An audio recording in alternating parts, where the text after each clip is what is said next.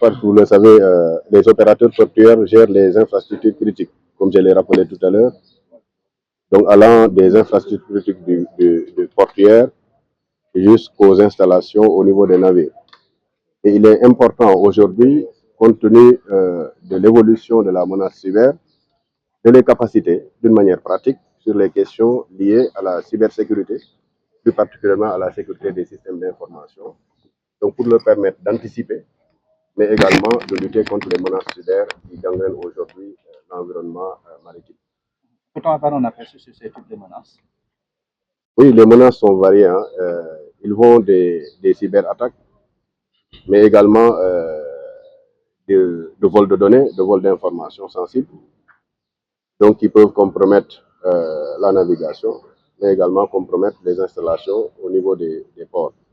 C'est la raison pour laquelle nous avons jugé nécessaire, en rapport avec l'Institut de sécurité régionale intermaritime ISMI, de concevoir cette formation, l'orienter dans le cadre de la pratique pour permettre de renforcer les capacités opérationnelles des opérateurs aux fins qu'ils puissent faire face quand même aux menaces et réagir en temps réel, mais également en fonction donc de la nature, quelle que soit la criticité donc des cas. Ces opérateurs sont au nombre de combien? Ils viennent de quel pays? Le directeur de l'ISMI va revenir sur le nombre et les pays, mais ils sont 16 personnes, donc qui sont venus différents pays de l'Afrique. Il est important de remercier les partenaires qui nous aident à organiser cette formation, notamment le gouvernement allemand qui finance cette formation, l'UNITA qui suit la mise en œuvre de cette formation et l'INCVR de cybersécurité de Dakar qui a suivi le volet pédagogique de cette formation.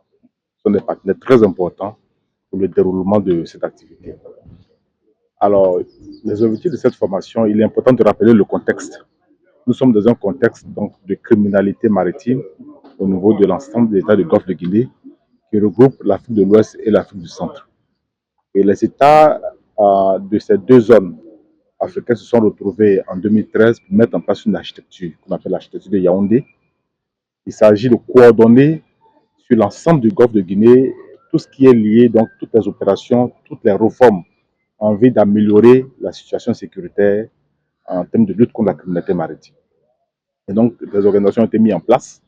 On a le centre interrégional de coordination qui est basé à Yaoundé, qui s'appuie sur deux grands centres. Le centre régional de sécurité maritime d'Afrique de l'Ouest, qui est basé à Abidjan, et le centre régional de sécurité maritime d'Afrique centrale, qui est basé donc, à Pointe-Noire, et en dessous desquels on a les centres multinationaux de coordination. Donc, c'est l'architecture là qui est en charge de développer la lutte contre la criminalité maritime. Mais pour être efficace contre cette lutte-là, il est important que ceux qui arment, les personnels qui arment cette architecture, puissent avoir des connaissances techniques approfondies en matière de culture informatique pour pouvoir faire face aux cybermenaces. Donc, c'est ce qui nous a mené à réunir ces personnels ici pour pouvoir développer leur culture informatique, étant donné que les informations qu'ils manipulent sont sensibles pour la sécurité maritime, sont sensibles pour la sécurité portuaire. Donc, il est important qu'on puisse renforcer les capacités. Il y a nécessité, vous savez que les questions qui concernent le secteur maritime, il n'y a pas de frontières. Voilà. En mer, il n'y a pas de démarcation.